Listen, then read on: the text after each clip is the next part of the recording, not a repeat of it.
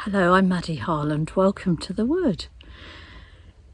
I had this week a conversation with Manda Scott and Professor Rupert Read about transformative adaptation and throughtopias and other subjects. And I wanted to introduce you to Rupert and Manda before the conversation starts.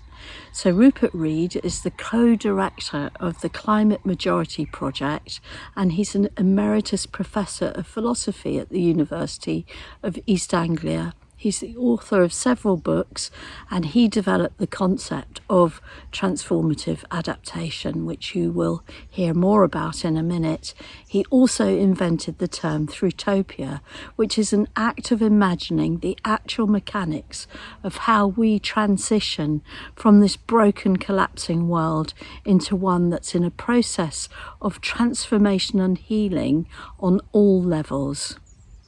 Manda Scott, formerly a veterinary surgeon, is now an award-winning novelist, podcaster and regenerative smallholder. She is the co-creator of the Throughtopian Masterclass, and she's committed to laying the foundations to a future that we would be proud to leave behind. Her podcast is called Accidental Gods, and you'll find it at accidentalgods.life. I highly recommend it. So in this conversation, we speak about transformative adaptation, throughtopias, connection instead of consumption, and other solutions to this unfolding meta-crisis. This is a heartwarming, inspiring, and insightful conversation from these two wonderful people, and I'm absolutely delighted to have the opportunity to share this with you at the Permaculture magazine YouTube channel. Please do press the like button, and please do subscribe if you like this conversation. It will help us to provide you with many more. Thank you very much for watching, and do enjoy. So Rupert, can we start at the very beginning and you briefly explain what transformative adaptation is and where did it come from indeed as an idea? Well, let me take a step back and first let's get clear on what climate adaptation in general is. So climate adaptation means responding to climate impacts. So this is different from what's called decarbonisation or mitigation, which is reducing the amount of greenhouse gases in the atmosphere so that those impacts will over time gradually be reduced or at least stabilised. But climate adaptation says, yes, but we actually also have to deal with the impacts that are here and the ones that are coming. And the point of our book is that firstly, this hasn't been talked about and done very much yet. But secondly, when it has been talked about and done, it's mostly been done in a shallow way, in a defensive way. People have been like, oh, right, so we've got worse flooding incidents, so we better raise our hard flood defenses some. And our fundamental point, in a way, is that's not a good enough response. You need to have a response which is more forward-looking, which is, well, transformative. What transformative adaptation is trying to respond to climate impacts in a way that is actually genuinely creative and forward-looking, not merely trying to perpetuate the existing society that we've got within, for example, higher flood barriers, but thinking much more creatively about how do we reduce the flooding that is occurring in the first place by, say, upland water management or restoring peatlands and wetlands. And transformative adaptation says also, and we need to do these kinds of things in a way that is compatible with decarbonisation and mitigation at minimum, right? So, for instance, again, if you recreate peatlands, you can simultaneously reduce the amount of water pressure on an area and sequester carbon. That's the kind of creative thinking that we need, looking for win-wins. And in fact, win-win-wins, because it's also about changing the kind of society we have so that it actually is potentially a society that flourishes. So a society that is more local, a society which has stronger communities where we grow more of our own food, store more of our own water, the kind of agenda of localization and so forth that many of us have been arguing for a long time anyway, including, of course, in permaculture. And so that's what transformative adaptation is. It's doing climate adaptation and taking it seriously in a way that at the same time mitigates and at the same time tries to create the kind of society that we actually want in the future.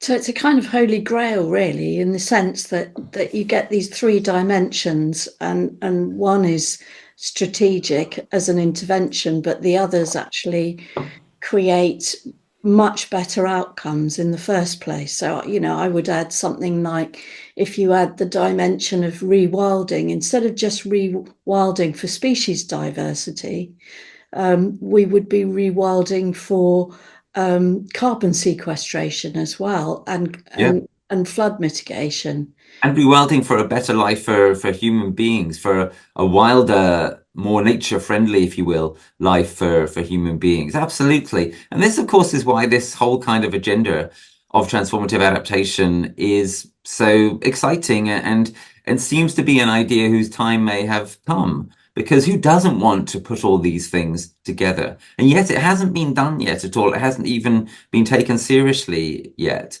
You ask, where does the idea come from? So the idea of transformative adaptation has got some roots in the academic world and in UN processes. The think tank I used to run, Greenhouse, did a book basically on it in 2019 called Facing Up to Climate Reality. But that book was only quite indirectly on transformative adaptation. What's different about this book is that we're bringing together these ideas in a way that is really focused and explicit. And we hope very, very closely attuned to this very difficult and yet full of opportunity moment that we're in. So turning to you, Manda, can you tell me a little bit about, can you put transformative adaptation into a context? So how does it contribute to this process of systemic change that we so desperately need? How does it work as a lever to sort of encourage that process to tip into it? That depends on how we go about it, I think. Donella Meadows' levers of change are really clear, that policy change is at the bottom and paradigm shift is at the top. And in my mind, if we are to transform and adapt in the way that we need to, it needs to arise out of a paradigm shift. And here, when we end up in one of the multipolar traps where not changing is not in anybody's interest, but nobody wants to be the person who changes first. And so I think what we're providing is something of a template of what change might look like, because it seems to me really clear that we are in the dying days of the old system. However, there are a lot of people clinging on with their fingernails, maintaining old narratives, maintaining business as usual narratives when you only have to experience anybody's life and business as usual is dying. So nobody is going to change unless we help them to understand what else might be possible, give them ideas of how a different world might look and feel, and that it's not everybody living in a cave, toasting each other over piles of burning tires, which tends to be the narrative that we're given. It's either business as usual or it's some kind of dystopic disaster. And so for me, the concept of transformation is integral to where we need to go. What are we transforming into? Who are we as human beings?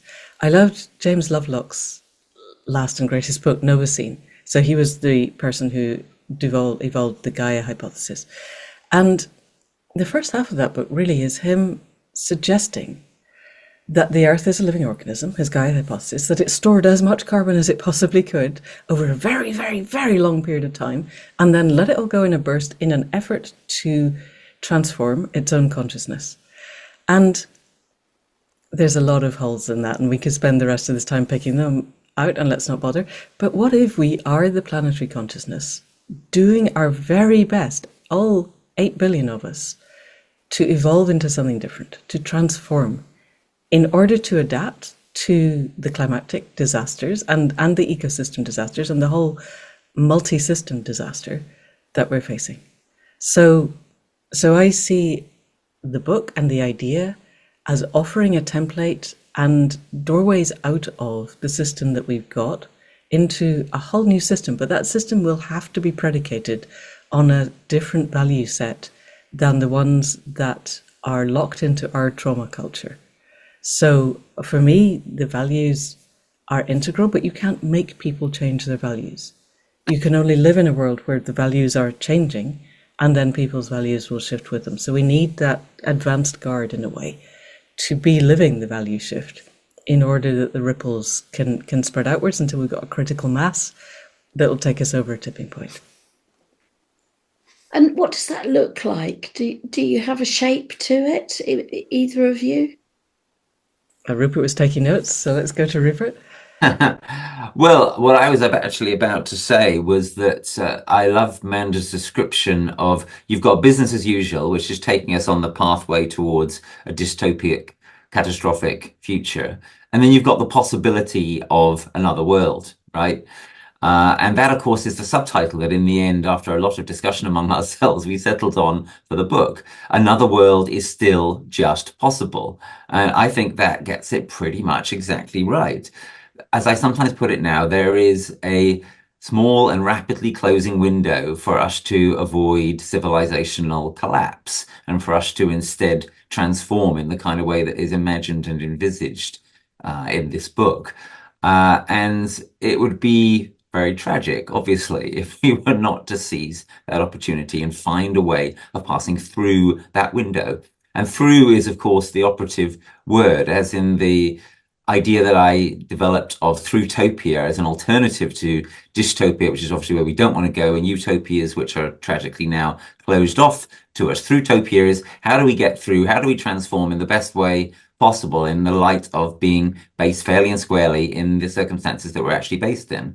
And that is the part of the book, actually, that Manda contributes the most to and is directly relevant to your question, Maddy. But I should say that the book does not attempt to give a sort of full description of what this is actually going to look like. It's a short book, which we hope will attract a lot of people. And it's a book which is schematic, partly because we think that it isn't really credible to describe a sort of wonderful outcome, which is kind of predetermined.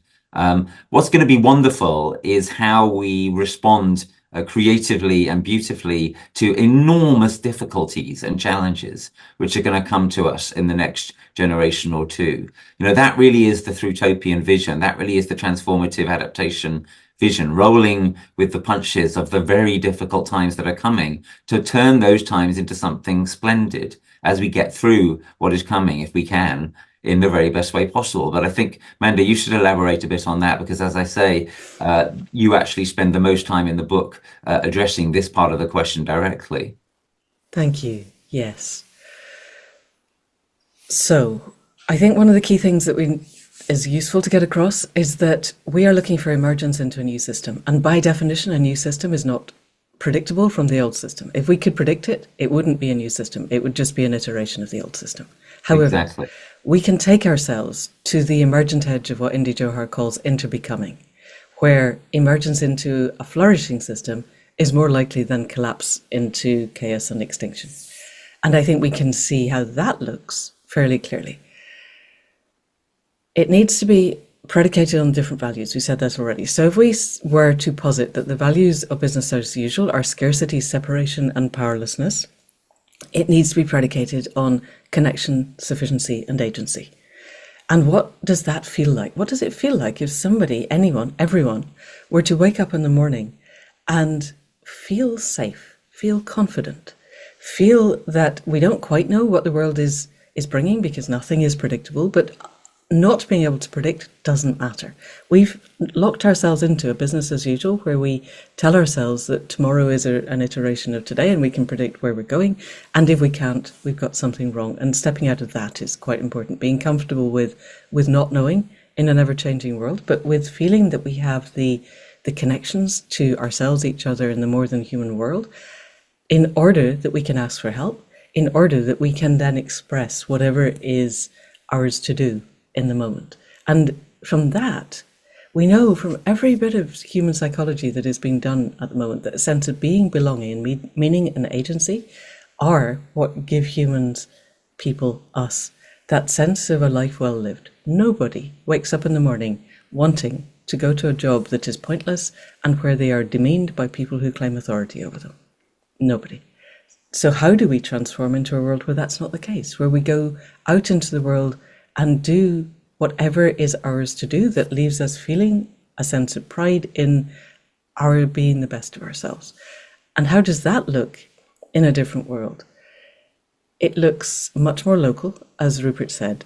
We're reducing massively our power use because all of this move from fossil fuels to alternative forms of energy is just as, it's not going to slow consumption. We need to move away from the dopamine hits of continual consumption towards a much more serotonin mesh of connectivity with ourselves, each other, in the more than human world, so that we have that sense of being and belonging instead of trying to fill the endless void inside with consuming stuff. So how do we step away from a consumer cycle into a generative cycle? We grow our food much more locally. We create what power we need much more locally. We use much less power, but we use what we've got wisely. We're not stepping back into the Middle Ages. We're stepping forward into a digital world, a connected world, where we can still find worth in being human. Does that begin to answer the question, do you feel? Yes, I think it does. And I mean, one of the examples that I really like is the Setsuden movement in Japan in 2011 to 12, where the whole nation, because of Fukushima and the tsunami, had to reduce their consumption. They couldn't provide the electricity because the infrastructure was so damaged. And through education and political will and engagement and agency, they cut the national consumption of the whole country by 20% in 1 year.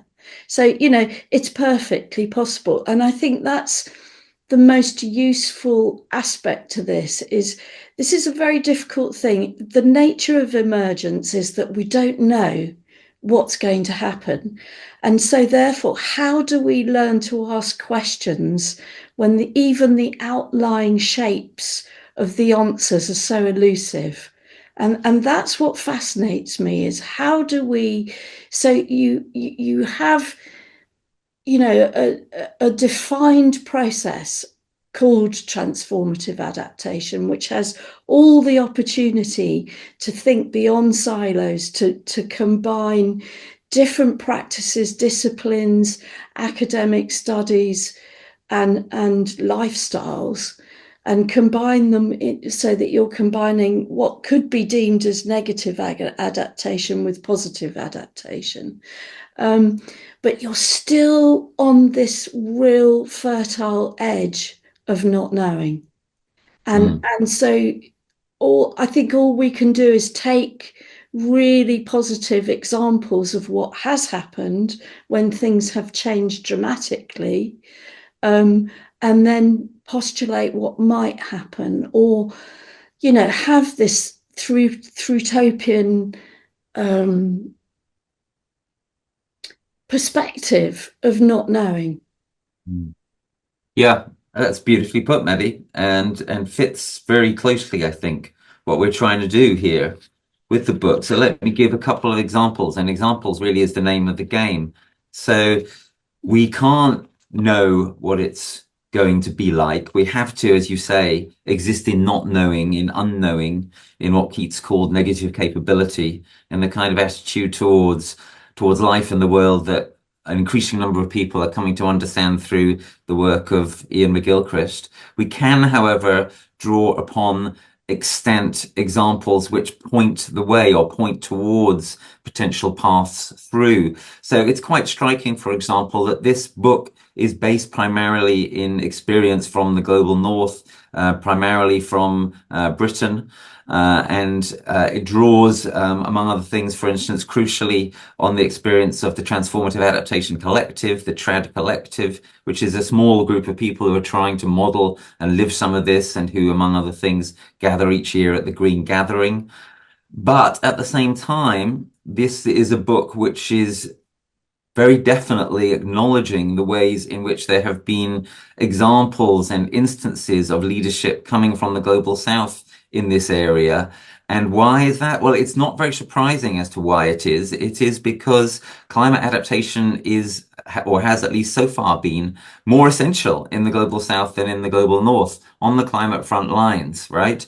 People in Nepal, people in Rojava, in Syria, for instance, these are among the instances that are highlighted in some of the chapters in the book, have been showing the way in how to cope with climate extremes in a way which is adaptive and transformational, and deliberately so.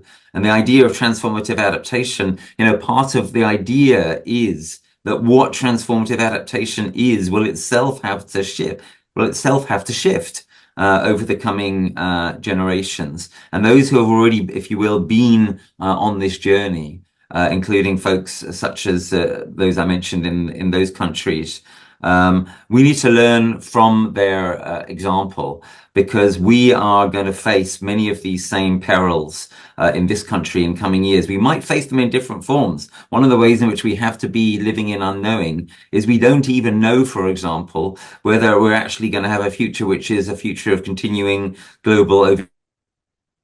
Possible, ironically, that the melting of the Arctic may throw countries like this one into a new cold age, into even a semi-Siberian climate. So we have to be ready to adapt to that kind of thing. How the hell do you do that? Well, you do it, for example, by having no regrets policies which are fit for very different possible futures. So people have got used to the idea, for example, of planting more Mediterranean-style trees on their land or in their gardens. But actually, we need to be planting some Scandinavian trees as well. We need to be readying ourselves for potentially colder futures and potentially hotter futures, and almost certainly for a more chaotic future. This is enormously challenging, but what I've started to give there are some instances of how it can be done, and crucially, how we can start to learn from those who've been good at this already, who've been having to roll with these very difficult punches already. And a lot of, I'll take beekeeping as an example. So I moved to Devon and took my Hampshire native bees to Devon in my camper van. That was an interesting journey. And they died within the first winter because it was so wet. And they had no adaptation to fly in the damp climate here. So since then I've been welcoming swarms into boxes from the woods, and they're completely different bees. They're slightly different colour. They fly in the rain, in light rain. They forage for as long as they can into the winter. Their characteristics, they're smaller, they seem to groom more so that they don't have such a high varroa count. They're just a whole different form of bee. They're perhaps not as conventionally productive as the bees, which are very much a mixed strains and genes in Hampshire. But they work better here in the very damp West. And I think, there's a lot of, Manda, you know far more about this than myself, but looking at older, more ancient species of animals, which are far more adapted to the land when it's disruptive and when the climate is unstable. I'm not sure I do, actually. I didn't know that about bees.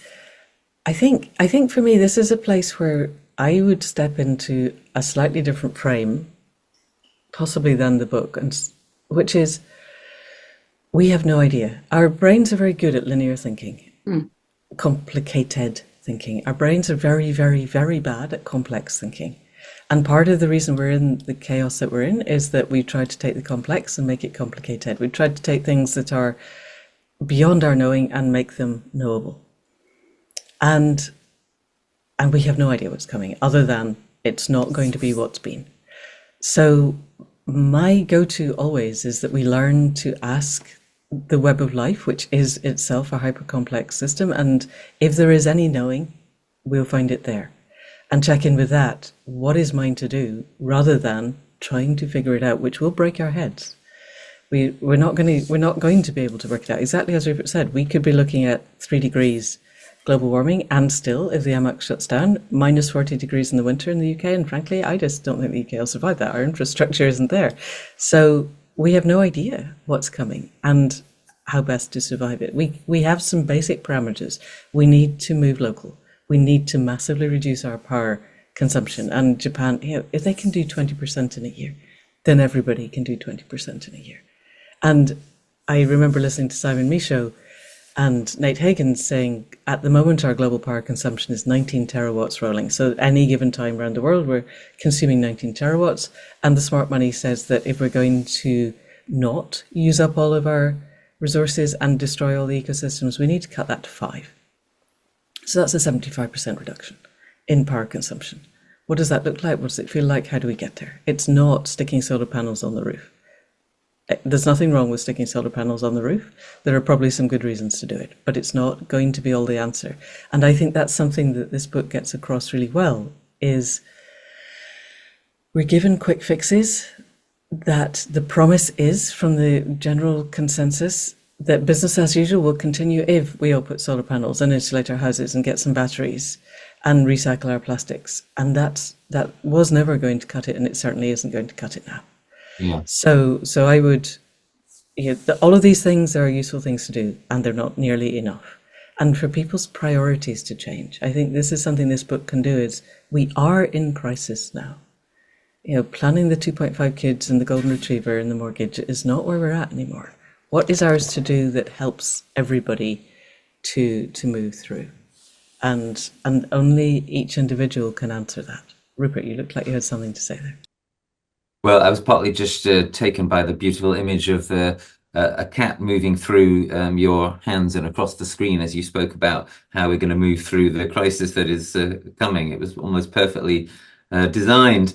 What I was going to add was simply that one way to think about transformative adaptation, or TRAD for short, is that, as Manda has just said, it's about how in a positive way, right, not in a doomy way, how in a positive way we think about what I've described as the fact that this civilization is coming to an end. This civilization is finished. This civilization has a sell-by date. If we are to avert collapse, if we are to get through this small and rapidly closing window, there has to be a really profound transformation, not just the so-called green transition. It's partly going to involve, as we've implied already, becoming more place-based, becoming more relocalized. And that is, among other things, in any case, a crucial aspect of the adaptation challenge. Because if you think about decarbonization and so-called mitigation, actually quite a lot of that can be done by large-scale interventions, economic policies and technologies and so on being applied on a global level to a global more than problem, a global emergency. The amount of greenhouse gases in the atmosphere is partly by definition a matter of something global. But adaptation is through and through something local. It has to be far more responsive to your local circumstances. It looks profoundly different in, say, upland Scandinavia from the Sahara, but it looks profoundly different in, say, temperate rainforests in Spain from drylands in Spain, right? It looks profoundly different in terms of if you're thinking of a potential massive drop-off of temperatures than if you're thinking of a massive increase of temperatures, albeit that it also looks very different if you have to be thinking about both of those as possibilities, from how it looks if you're looking, as most of the world is looking, at one of those being far more probable than the other, i.e. Overheating. So this is all by way of saying the adaptation challenge is by definition one which is place-based and local, and transformative adaptation takes that thought and really runs with it. And that, again, I think is going to be how it's fitted to our times and how it's going to be attractive to people, because people actually are hungry for a revival of community. They want to feel more of a tie to their land. They want to feel this sense of belonging and purpose that Manda mentioned a little while ago in our conversation. All of these things are things that what we're trying to talk about in this book actually deliberately buy into and create the conditions of possibility for. And when we wake up in the morning and we feel energized and we feel agency, often we feel that because the people we surround ourselves with support that process. And it's this isolation and alienation that the way we live at the moment, which disempowers so deeply. So a change in values and how we live and in community. And I mean that in a very small c and loose way, but more back to that kind of connection will only support our courage to step forward into the unknown. And I think it's a vital ingredient. You can't do it on your own.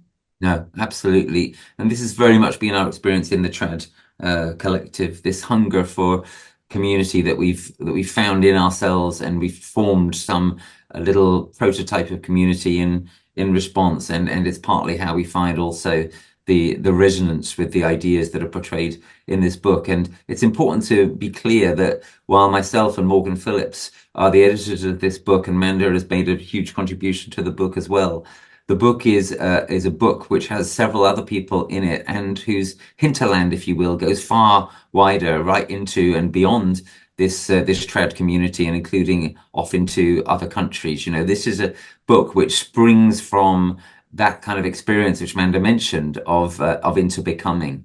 It's a book that couldn't possibly have been written by one person or even two or three people, really. Yeah.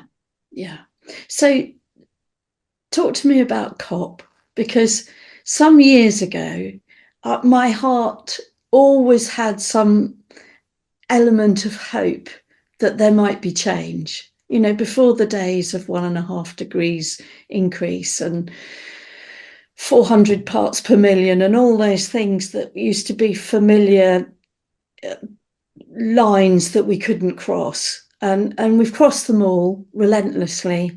And I think a lot of people who were deeply concerned 15, 20 years ago have kind of got to the stage where they don't go to COP.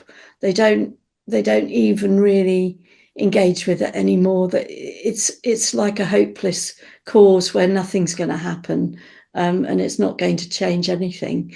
So how can we, though, collectively step into and sense some kind of agency, and who's doing stuff, and who is part of this larger community and change of values that people need to connect with and find their allies, and not feel so isolated, because I think that's the fundamental thing in building movements.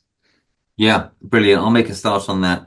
So here we are. It's the last day of yet another COP. I mean, the fact that we're up to COP 29 itself really tells you quite a lot about the inefficacy of the process. And here we are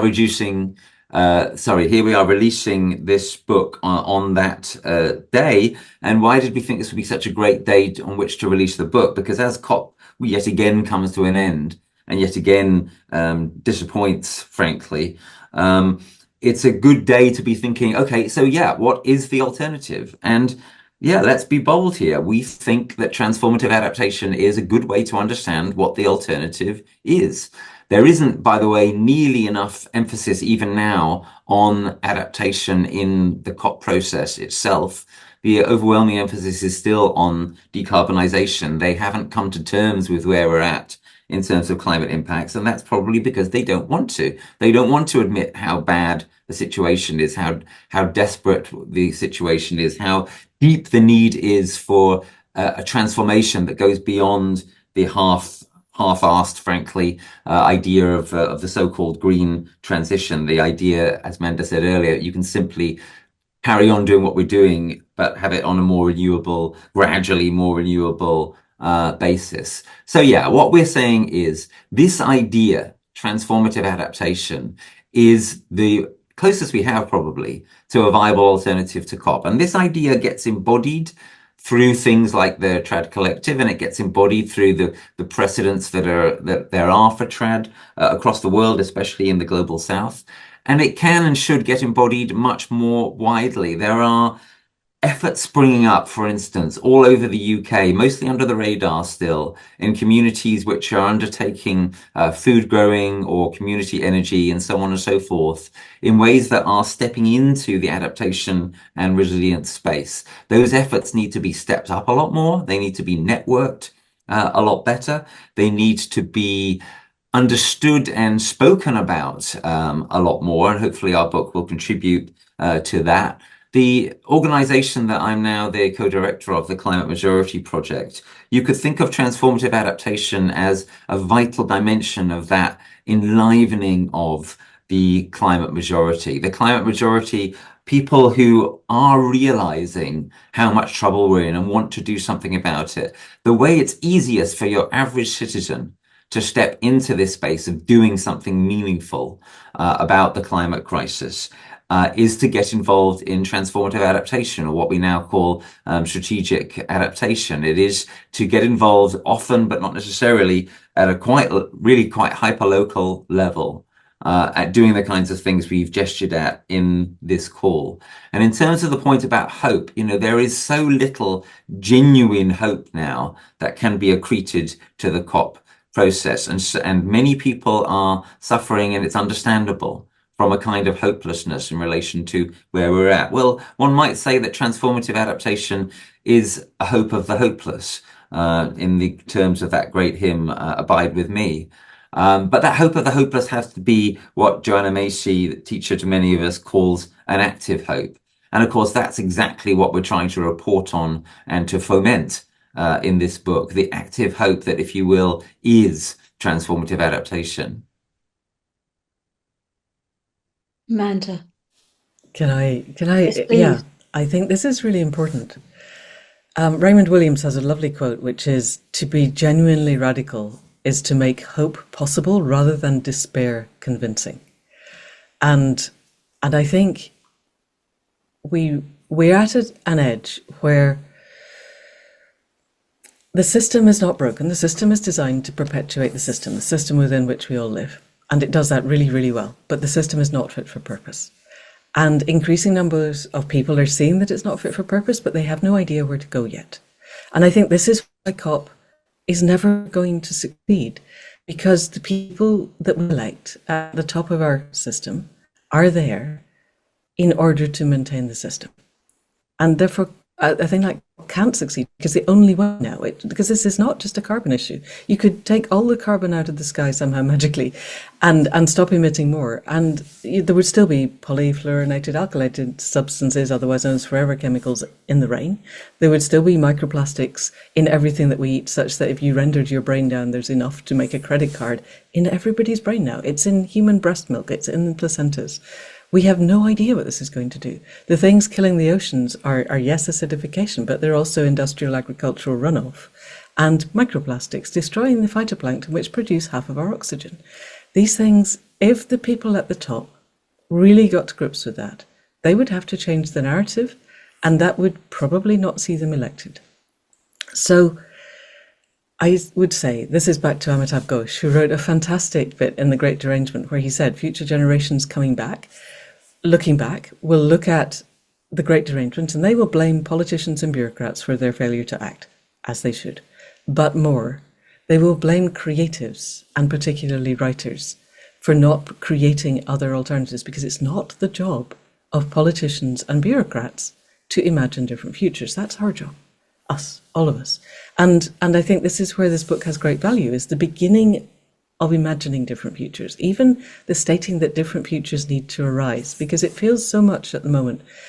It's like when someone in our family gets old and ill and we want them to be like they were, or even the dog. I'm going to wait until we can go up the hill again at the speed we could, and gradually okay, I'm going to wait till we can go to the end of the lane like we used to be able to. Okay, I'm going to wait until you can walk out into the garden to pee like you used to. We're on dogs now, not grannies.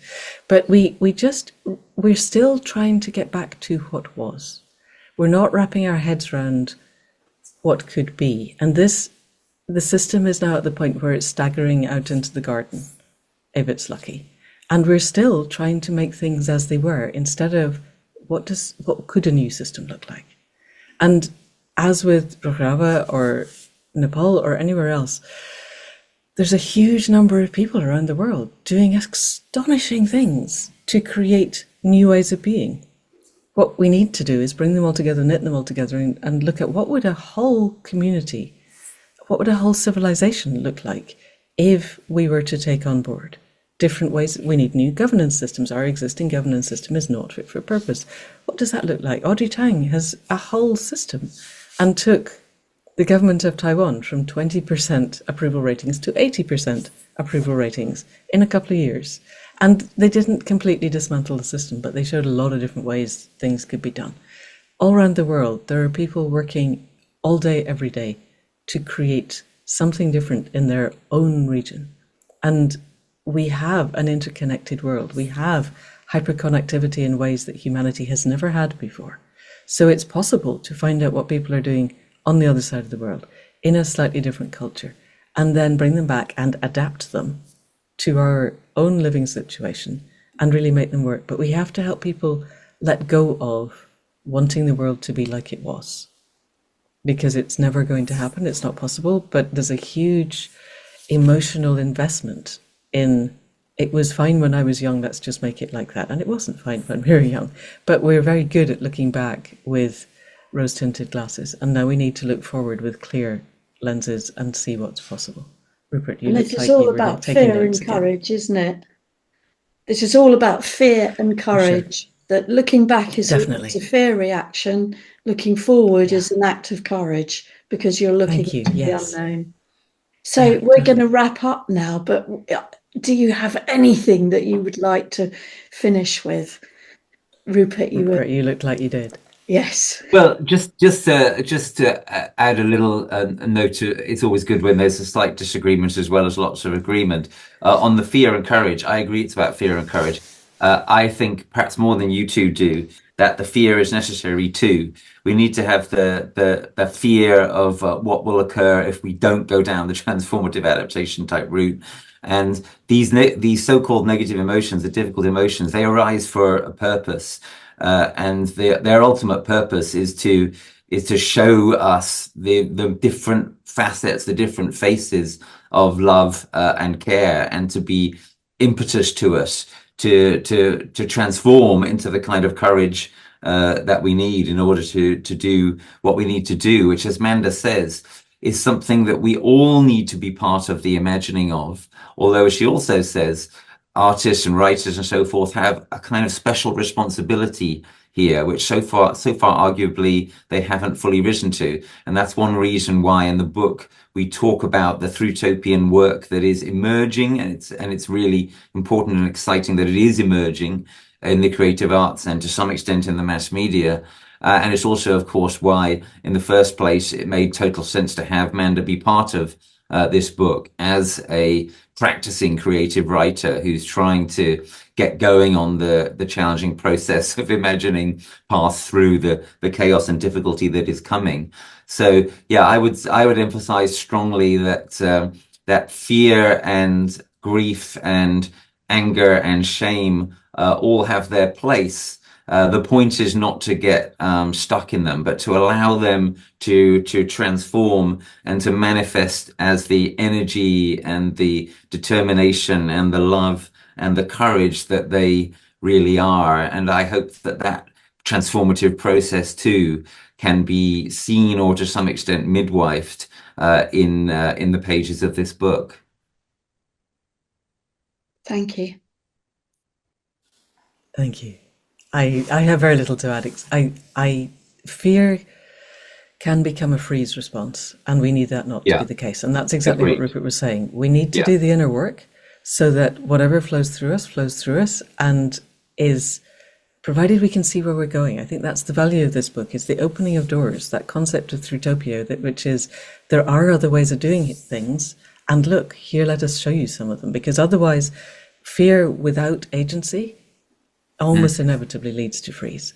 So the fear can act as an impetus, provided we have avenues of change that we can see and we can believe are possible, and that we have ideas of how to get there.